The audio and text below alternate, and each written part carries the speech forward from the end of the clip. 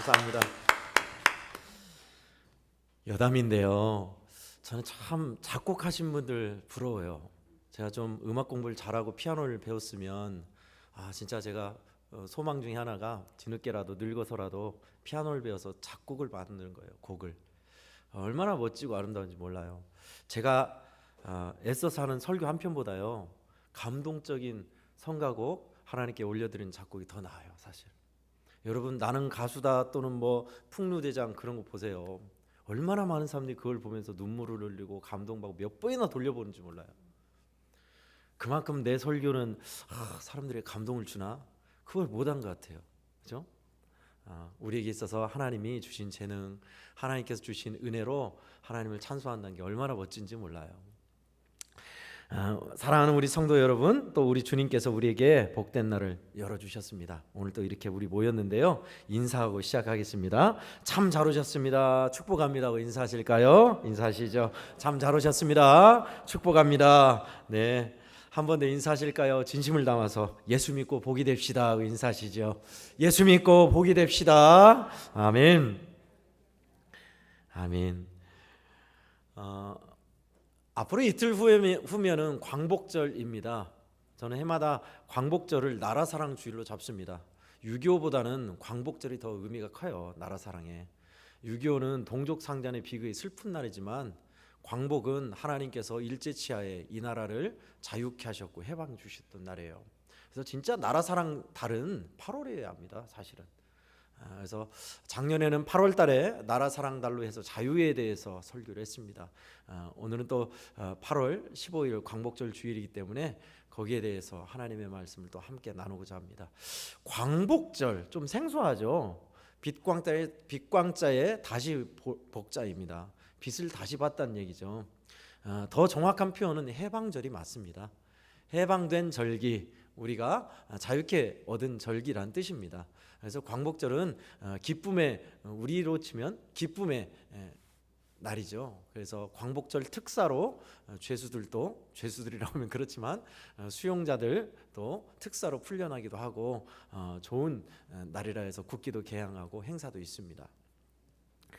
다시 빛을 보다 라고 생각하니 저는 우리 속담에 쥐구멍에도 볕들 날이 있다라는 것이 생각났습니다. 그 말씀이 무슨 의미일까요? 진짜 생각지도 못했는데 이런 행운, 이런 기쁨, 이런 자유, 이런 해방이 왔다는 겁니다. 우리에게 있어서 그런 광복은 진짜 도둑처럼 찾아왔어요. 어느 시인의 말처럼 도둑같이 찾아왔어요. 우리가 노력했고 독립운동 했습니다만은 몇 년 후에는 광복이 오리라 예상치 못했을 때 진짜 도둑처럼 찾아왔죠. 그래서 기쁨으로 맞이한 것은 광복절 당일이 아니었습니다. 사실 일본 왕이 항복을 하고 나서 이틀 후부터 사람이 비로소 이게 뭔 일이다냐 어리둥절하다가 이틀 후부터 비로소 광복이 뭔 줄 알고 만세 부르고 나왔다고 그러죠. 그만큼 느닷없이 뜻밖의 찾아온 광복이었습니다. 성경은 이것을 우리 죄에서 진짜 자유와 해방을 맛보게 된 것에서 이것을 흑암에 거하던 백성이 큰 빛을 보았다라고 표현하고 있습니다. 오늘 본문의 2절에 흑암에 행하던 백성이 큰 빛을 보고 사망의 그늘진 땅에 거주하던 자에게 빛이 비치도다라고 했습니다. 쥐구멍에 빛든 것이겠습니까? 아예 절망의 밑바닥 아주 칠흑 같은 캄캄한 그곳에 큰 빛이 팍 비친 거예요. 절망 속에, 죽음 속에, 어둠 속에 있던 사람들이 아이고 하고 살다가 큰 빛이 임해서 이게 뭐다냐 하고 쳐다봤던 그런 모습이에요. 오늘 본문에서는 원래는 이 본문이 메시아의 오심을 뜻하는 이사야의 예언입니다. 사실은.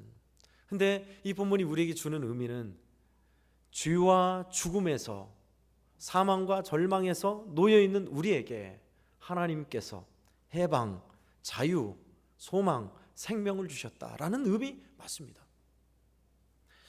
1절에 보면 스불론 땅과 납달리 땅이 멸시를 당하게 하셨더니 후에는 해변길과 요단 저쪽 이방의 갈릴리를 영화롭게 하셨느니라 라고 하고 있습니다. 여기는 배경이 있습니다.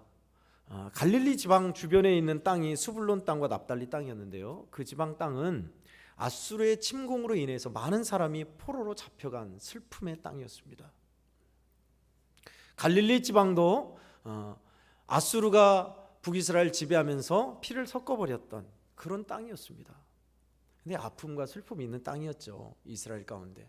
그런 땅에 하나님께서 큰 빛을 비추사 구원의 능력을 행하신다. 갈릴리 하면 생각나는 거 있습니까? 갈릴리 어부 베드로, 예수님이 갈릴리 지역, 그 지역에 사역하셨잖아요. 그 예언도 맞습니다. 그렇게 메시아가 와서 큰 빛을 우리에게 주셨다라는 의미로, 오늘 1차적인 의미로 예언이 성취가 되죠. 죽음과 절망에 있는 사람들에게 찾아온 행복한 해방, 빛, 축복. 그것이 바로 4절에 이렇게 표현하고 있어요. 압제자의 막대기를 주께서 꺾으시되 미디안의 날과 같이 하셨음이니이다. 미디안 하면 또 여러분 생각나는 거 있습니까? 예, 딱 떠오르죠. 기드온 300용사, 그가 물리쳤던 나라가 미디안이었습니다. 기적적인 일이었죠. 가히 기적이라 할 수 있습니다. 이스라엘 백성들은 우리처럼요, 아니 우리보다 더 했어요. 400년 동안 종사를 했습니다. 400년. 우린 일제 45년이었죠. 35년이었죠. 400년 종사를 해요. 바벨론 제2의 출애굽이라고 하고 있는 바벨론도 70년이었습니다. 우리가 35년 일제 치하에 있었지만 까딱하면 우리 말을 잃을 뻔했습니다. 우리 한글 못 쓸 뻔했어요. 아마 해방이 5년만 늦어졌어도 한글을 찾기 어려웠을 겁니다. 어떻게 한글을 찾기 어려웠죠? 아예 일본 성씨로 이름을 다 바꿔버렸고 일본 말을 쓰겠어요. 공공관서에서는 한국말, 조선말 쓰면은 아예 맨 나중에로 밀어서 나중에 일을 처리하게 하고, 학교에서는 아예 일본말 쓰겠어요. 종교는요, 신사참배 강요했잖아요. 종교도 제대로 신앙을 갖지도 못하게 했고, 학생들은 학도병으로 끌려갔습니다. 청년들은 의병으로 끌려갔어요. 의용군으로. 그러면 장년들은요, 강제징용으로 끌려갔어요. 여성들은요, 전쟁터 놀이기감으로 끌려갔잖아요. 아마 5년, 5, 6년만 더 했어도 지금의 나라는 존재하지 못했을 겁니다. 35년, 40년만 지배받아도 그래요. 근데 70년 지배받았다 생각해보세요. 400년 노예생활했다 생각해보세요. 기가 막히죠. 우리 대한민국에는 일제 해방을 기념해서 독립기념관이 있습니다. 35년 후에 이렇게 독립했다라는 건데, 이스라엘 가면요, 독립기념관이 2000년 동안 헤매했던 그들이 독립했다, 2000년 동안 헤매했던 것이 기록되어 있어요. 예수님 후에 로마의 장군에 의해서 멸망하고 나서 뿔뿔이 흩어졌죠. 디아스포라라고 합니다. 그리고 나서 1945년 2차 대전이 끝나고 나서 비로소 다시 팔레스타인 유다 지방으로 왔잖아요. 2000년 동안 헤맨 거예요. 우린 세 발의 피입니다. 성경 유대인에 비하면. 그럼에도 비슷한 점이 참 많아요. 기적같이 하나님께서 이루어졌던 출애굽, 기적이죠. 기적 중에 기적. 그런 나라가 없습니다. 제2 출애굽이라고 하는 바벨론 포로에서 돌아온 것은요, 문화재, 각종 보물까지 다 돌려주고 성벽을 재건하고 다시 세울 수 있도록 자재까지 대주고, 그런 역사가 전무후무합니다. 하나님의 기적적인 역사로 이스라엘도 해방을 맞이한 거예요. 우리도 마찬가지입니다. 자, 이런 광복절에 우리 나라만 해당되는 게 아니라 우리 믿음의 사람, 그리스도인이 된 우리에게도 주시는 메시지가 있습니다. 저는 오늘 그 메시지를 하나로 나누고자 합니다. 오늘 말씀을 통해서 우리는 먼저 그의 빛 안에 살아야 한다라는 것입니다. 따라하겠습니다. 그의 빛 안에 살라. 아멘. 요한복음 8장 12절은 예수님이 우리에게 그렇게 말씀하셨습니다. 명절 끝날에 예수께서 이르시되 나는 세상의 빛이니 나를 따르는 자는 어둠에 다니지 아니하고 생명의 빛을 얻으리라. 아멘. 예수님을 믿고 따르는 자는 어둠에 다니지 아니하고 생명의 빛을 얻는데요. 광복, 다시 빛을 찾는데요. 음지가 양지되고 양지가 음지되는 법이다 라고 세상 사람들은 말합니다. 쨍하고 해 뜰 날이 있다 말합니다. 그러나 그것은 잠시예요. 영원한 빛이 아니에요. 왜 우리가 그 빛 안에 살아야 할까요? 우리에게 기적처럼 찾아온 큰 빛을 우리는 받았어요. 복음 안에 진리, 진리 안에 자유를. 어디에서요? 죄와 죽음에서. 주님이 우리에게 자유와 진리로 우리를 복되게 비추셨어요. 그런데 우리는 그의 빛 안에 살기를 싫어한다면, 다시 어둠으로 간다면 안 되겠죠. 그의 빛 안에 살라. 나를 따르는 자는 어둠에 다니지 아니하고 생명의 빛을 얻으리라. 아멘. 다시 율법으로, 은혜 없는 신앙생활로, 책임과 의무만 남아서, 그렇지 않아도 힘든 세상에서 교회까지 와가지고 힘들게 허덕거리면서 짐을 지고 가는 사람이 있다면 바로 그의 빛 안에 사셔야 합니다. 주님은 우리의 멍에를 가볍게 하셨지 무겁게 하지 않았습니다. 은혜가 없이, 우리 주님과 교류가 없이, 성령으로 충만하지 못하고 하나님께서 주신 사랑과 메시지로 채워지지 않으니 무거운 거예요. 짐이. 교회를 와도 좀 쉬고 싶은데 또 예배 드리냐, 성가대를 어떻게 해야 하냐, 또 식사당번으로 또 이걸 어떻게 하지, 또 아이들 또 가르치는 거, 이게 누가 이걸 만들어가지고 이렇게 고통스럽게 한다냐 하면 은혜 없을 때 그래요. 힘든 일이죠. 그렇지 않아도 막 거친 세상에서 직장생활하면서 치열하게 살면서 전쟁터같이 야간 막 하고 그러시는데, 근데 그 모든 어려움과 스트레스, 무거운 짐이 가볍게 되는 게 어디 있죠? 우리 주님의 은혜를 받으면 그래요. 언제 뭐가 힘드냐죠. 아침부터 저녁 늦게까지 쉬지도 못하고 일하는데도 기쁨이 넘치고 찬송하고 감사하고, 오히려 월요일 날에 힘을 얻고 가는 거예요. 할렐루야, 아멘. 우리 주님 안에 있으면, 주님 주신 은혜를 받으면 그래요. 주를 바라보는 자에게 새 힘을 주신다 했습니다. 주를 낭망하는 자에게 독수리가 날개치며 올라가다 새 힘 준다 했어요. 독수리는 날개 두 번에서 올라가는 게 아니라 기류를 타고 올라가는 거 아시죠? 하나님 주신 힘을 따라서 가만히 있는데 날개만 폈는데 슉 올라가는 거예요. 그게 독수리가 날개치며 올라가는 것 같은 거예요. 어떤 자에게요? 주를 바라보는 자에게, 우리 주님을 낭망하는 자에게, 우리 주님을 열망하는 자에게, 우리 주님을 갈망하는 자에게, 아멘. 그런 자에게 주신대요. 은혜 주시려면 주시고요. 빨리 좀 끝내주세요. 힘들어요 좀. 그런 자는 바라보는 자 아니에요. 주님이 갈망하는 자 아니에요. 갈망이란 간절히 바라는 겁니다. 열망이란 뜨겁게 소망하는 겁니다. 주님을 바라보는 자에게 그런 힘을 준다 했어요. 그의 빛 안에 우리는 살아야 돼요. 주의 빛, 그의 빛 안에 살라, 이 반대가 뭘까요? 또 비슷한 표현으로 갈라디아서 5장 1절은 사도 바울은 갈라디아 교인들에게 이렇게 표현했습니다. 그리스도께서 우리를 자유케 하시려고 자유를 주셨으니 그러므로 굳건히 서서 다시는 종의 멍에를 매지 말라. 종의 길로 가지 말라는 거예요. 그의 빛 안에 살라, 종의 길로 가지 말라. 종의 길이 뭘까요? 노예 근성 말입니다. 이스라엘 백성이 너무 잘 보여줬어요. 어떻게요? 해방됐잖아요. 이제 종노릇 죽도록 일하는 데서 해방해서 하나님께서 광야로 보내셔서 노예 근성을 빼내려 하셨어요. 불순물을. 근데 그들이 했던 건 뭐죠? 끝까지 덥다, 춥다, 배고프다, 물 달라, 밥 달라 하면서 애굽이 좋았는데 그러고 있어요. 그 말은 뭐예요? 다시 옛날로 돌아가고 싶다는 거예요. 물론 우리에게는 희귀 본능이 있어요. 고향으로, 예전에 좋았던 때로 추억을 생각하며 가고자 하는 희귀 본능이 있긴 해요. 그러나 죄로 노예 근성으로 다시 가서는 안 돼요. 그의 빛 안에 있으셔야 돼요. 그게 뭘까요? 노예 근성으로 종노릇하는 게 원수 마귀의 종노릇하는 거예요. 어떤 게 있을까요? 여전히 누구를 미워하는 마음이 있어요. 분열하고 다투는 마음이 있어요. 시기하는 마음이 있어요. 음란한 마음이 있어요. 완악한 마음으로 고집부린 마음이 있어요. 헛된 일을 도모하는, 분당하는 일이 있어요. 하나님을 두기 싫어해요.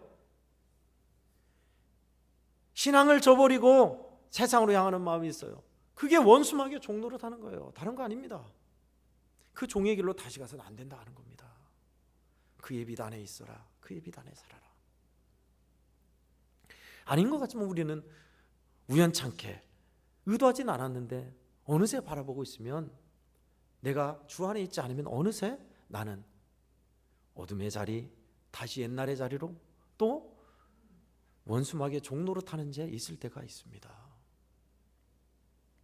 그것을 우리에게 말씀하고 있는 겁니다. 우리에게 주님께서 주시려고 하는 것은 자유와 기쁨입니다.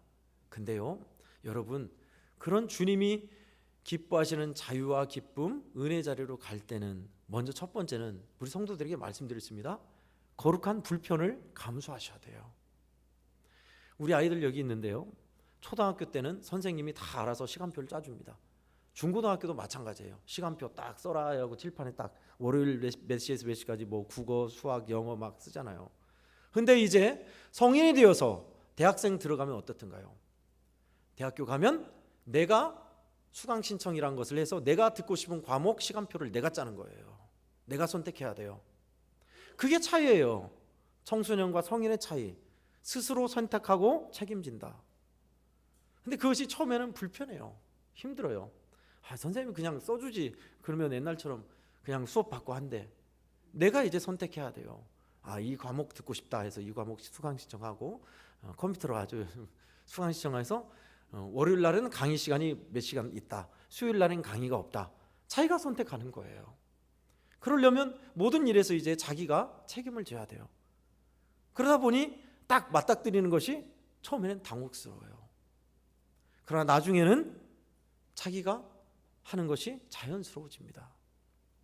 여러분, 그리스도인이 되어서 우리 주님의 뜻대로 살려고 하다 보면 여러분이 그동안 살아왔던 세상의 관습대로, 관성대로 살아왔던 것이 달라져야니 불편할 거예요. 처음에는 그럴 겁니다. 새벽 기도 안 했는데 새벽 나와보세요. 우리 권사님들 새벽 기도 잘 하시는데 처음부터 그렇게 잘 하셨어요? 아닐 겁니다. 아닙니다. 처음에 나왔을 때 생각해 보세요. 처음에 나왔는데 새벽 기도는 어떻게 나왔는데 그날 하루 종일 아주 졸려가지고 이거는 수면제 먹은 것도 아니고 몽롱하니 반혼수 상태로 이러다가 사람 잡게 생겼다. 처음에 그러잖아요. 그러다가 열흘, 보름, 한 달 하면 어때요? 이제 익숙해져요.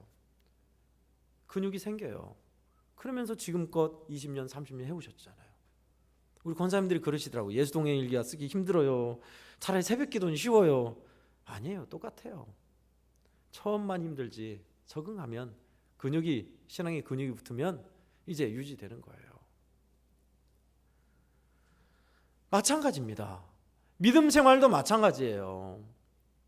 예수 그리스도 안에서 우리 주님의 뜻대로 행하려다 보면 나와 반대될 때가 많아요. 내 마음하고 내 자존심하고 부딪힐 때가 많다고요. 처음에는 불편하죠. 그런데요, 그것은 처음만 그래요. 그 불편을 넘어서면은 그 너머에 있는 기쁨이요, 평화요, 자유함이요, 은혜요, 가벼움이 그 맛을 보게 돼요. 여호와의 선하심을 맛보시길 축원합니다. 아멘. 그 선하심을 맛보셔야 돼요. 거기까지 못 가니까 신앙은 힘들고 어려운 것, 내가 하고 싶은 거 못하게 하는 것, 막는 것 해서 현실하고 안 맞아 해서 다시 돌아가는 거예요. 그걸 넘으셔야 하는데, 그의 빛 안에 사는 것은요, 우선은 첫 번째가 성령의 인도를 따라가는 겁니다. 따라하겠습니다. 성령의 인도를 따라가자. 아멘. 성령이 그러면 어떻게 우리를 인도하시나요?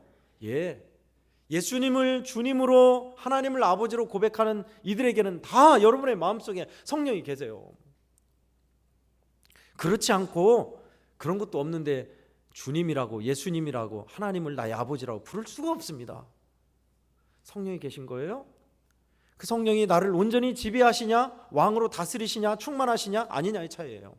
근데 그 성령은 우리 안에서, 저와 여러분 안에서 착한 일을 시작하세요.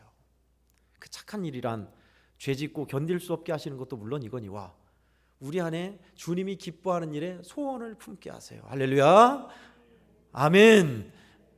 소원을 품게 하세요. 착한 소원을.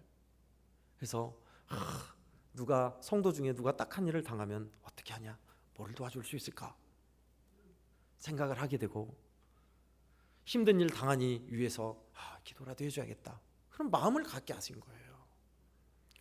성령께서 우리를 그렇게 이끄실 때 때로는 불편하고 힘든 길로 이끌 때도 있어요.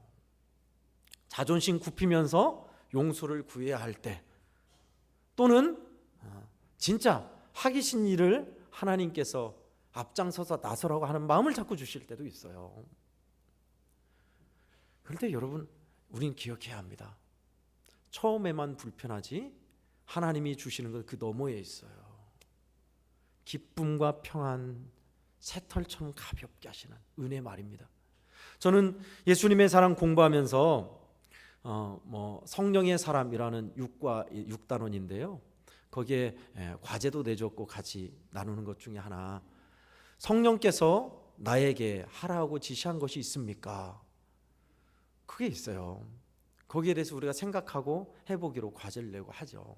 저도 지난주에는 그 일을 수행했습니다. 아주 오래됐지만 제가 청년 시절에 청년 집사였습니다.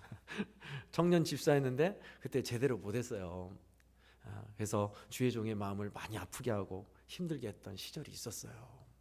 근데 담임 목사가 되고 나니 그 일이 자꾸 생각나요. 참 그때 철딱서니 없이 목사님이 힘들겠구나. 근데 주님이 자꾸 그런 마음을 주세요. 전화로라도 얘기를 해서 죄송했다고 용서를 구하는 마음을 갖고 싶어요. 그런 시간을 갖고 싶은 마음을 주세요. 근데 뭐 매개체가 있어야죠. 그동안 수십 년 고향교회 떠나와서 됐는데 뭐 느닷없이 연락해서 그러기도 그러고 뭐 없어요. 그래서 하나님 좀 그렇게 할 수 있도록 길을 좀 열어주십시오 하나님 했는데 딱 길이 생기더라고요. 그래서 하나님 기뻐하는 일 행할 수 있게 저에게 용기를 주십시오. 씨앗처럼 용감하게. 그래서 마음에 부담은 있지만 전화를 딱 드렸어요. 전화를 드리고 이야기를 하니 반갑게 맞이해 주시더라고요. 그러면서 그렇지 않다고, 교회를 생각하고 교회를 향한 애정이 있으니까 그런 말 하신 거였다고 하면서 너무 그렇게 부드럽게 받아주시더라고요. 그래도 잘못한 게 많아서 그때 참 죄송했습니다. 용서하십시오 하고 이야기하면서 하나님의 사랑 안에서 좋게 끝났어요. 여러분, 그 이후에 제 마음이 어땠을 것 같아요? 너무너무 기뻤어요. 너무 기쁘고 좋더라고요. 자유하고 가볍고 제 속에 마음이 그래요. 참 잘했다. 성령을 따라서 행하는 것은 이런 겁니다. 여러분, 우리 주의 성령이 지금 성가대원 여러분에게, 앉아있는 권사님들에게, 우리 청년 학생들에게, 우리 집사님들에게, 장로님들에게 마음은 두드리시잖아요. 묻어두지 마세요. 그거 묻어두면 해냐 안 해냐 별 차이 없을 것 같죠? 아니에요. 묻어두고 사장에서 끝나면 그냥 끝나는 게 아니에요. 우리는 성령을 따르는 자가 아니라 원수 마귀의 종노릇으로 가는 거예요. 둘 중 하나입니다. 중간 없어요. 어떤 삶을 살고 계십니까? 청소년, 청년 여러분, 우리 성도 여러분, 그의 빛 안에 있으신지요? 나는 예수님의 생명의 빛 안에 있다, 은혜 받고 산다, 기쁘다, 내 삶의 사망과 죽음은 얼씬도 못한다, 그런 사람 되길 축원합니다. 아멘. 광복은 됐지만 여전히 빛을 못 보는 사람들, 이미 해방됐는데 일제 치하에 있는 줄 알고 또 해방됐는데 옛날 외정시대 때가 좋았어, 매국노나 그런 거 하는 거예요. 어리석은 자나 그런 거 하는 거예요. 지금은 우리에게 해방을 주시고 주 안에 기쁨과 자유를 맛보게 하시려고 주님은 그 열심과 의지와 능력으로 우리를 이끄신다고요. 그러니 저와 애양교회 성도들이 갈 길이 어디 있습니까? 성령이 우리를 이끄시는 그 마음을 따라서 가는 거예요. 성령은 성경 말씀을 통해서도 가르치시고 이끄시지만 우리 일상의 삶의 자리에서도 우리 안에 착한 일을 소원을 두고 행하게 하세요. 우리 가운데 그 착한 일이란 적극적인 개념도 있지만 우리 안에 죄에 대해서 통회하고 돌아서는 것도 있고, 믿음의 선한 싸움을 싸우는 것도 있고, 중단했던 믿음의 일을 시작하는 것도 있고, 다양해요. 주님은 여러분을 결코 가만히 두거나 방치하거나 하지 않습니다. 생애를 마치는 그날까지, 우리의 심장이 멎고 호흡이 멎는 그날까지 우리 주님은 끊임없는 열심과 의지로 우리를 이끄실 겁니다. 성령으로 자유를 맛보셔야 돼요. 누리셔야 돼요. 그 안에, 빛 안에 거하셔야 돼요. 요한복음 8장에서는 무슨 말씀을 하다가 이 말씀을 하셨는지 여러분 짐작하시죠? 가늠하다 현장에 잡힌 여인의 결론입니다. 이것이 가늠하다 현장에 잡힌 여인을 우리는 기억하기를 죄 없는 자가 돌로처럼만 기억하는데, 더 한 걸음 더 나아가면 다시는 죄를 짓지 말라고 여인에게 말씀하셨어요. 그리고 난 후에 하신 말씀입니다. 나는 세상의 빛이니 나를 따르는 자는 어둠에 다니지 않고 생명의 빛을 얻으리라. 죄 가운데 헤매이며 방황하는 우리에게 진정한 자유와 빛을, 해방을 주신 분은 주님이세요. 이 나라도 마찬가지예요. 사실 이 나라를 해방하여서 해방의 기쁨만 있는 게 아니었어요. 이상한 해방이었습니다. 예를 들면 어떤 분이 그런 예를 들었더라고요. 짝꿍이 있어요. 학교 다닐 때 짝꿍이 있는데 힘센 짝꿍이에요. 나보다 싸움도 잘하고 덩치도 크고 힘센 짝꿍이 부모님이 사준 예쁜 연필을 쓰고 있는데, 야 그거 줘 해가지고 딱 가져갔어요. 가져가니까 내 건데 가져가서 힘 못 쓰고 있는데, 선생님이 그걸 보고 야 그거 돌려줘, 짝꿍 거잖아, 네 거 아니잖아 하니까 돌려줬어요. 근데 똑 부러뜨려가지고 반토막을 준 거예요. 그럼 어때요? 제대로 돌려받은 거예요? 아니죠. 하나를 받아야죠. 우리 해방이 마치 그거 같아요. 해방을 받았는데 반토막으로 나뉘어야 한 거는 일본이 나뉘어야 돼요, 사실은. 근데 우리 국토가 나뉘었어요. 무장해제라는 이름으로 소련과 미국이 우리 국토를 나눈 거래요. 원래는 일본이 나뉘어야 돼요. 독일이 나뉘어졌잖아요. 동서베를린으로.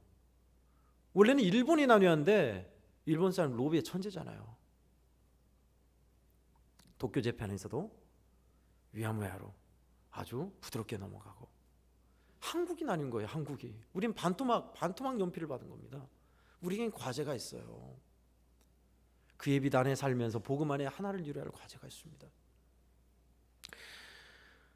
말씀을 정리하겠습니다. 성도 여러분, 우리에게 흑암 중에 있는 우리에게 찾아온 큰 빛이 있어요. 찾아온 빛 예수 그리스도, 복음의 진리 안에 십자가의 해방과 생명을 주신 사건 말입니다. 우리는 그 빛 안에 있어야 합니다. 우리를 이끄시고 축복과 해방과 은혜로 자유케 하시려는 그 은혜 안에 있어야 합니다. 다시 종노릇으로, 원수마귀의 종노릇으로, 사망과 죽음으로 다시 가서는 안 돼요. 어떻게 한다고요? 성령의 음성에 민감하여 따르는 것 말입니다. 나를 따르는 자는 어둠에 다니지 아니하고 생명의 빛에 거하리라 했습니다. 그 결과가 뭐라겠습니까? 오늘 3절 4절이 결과입니다.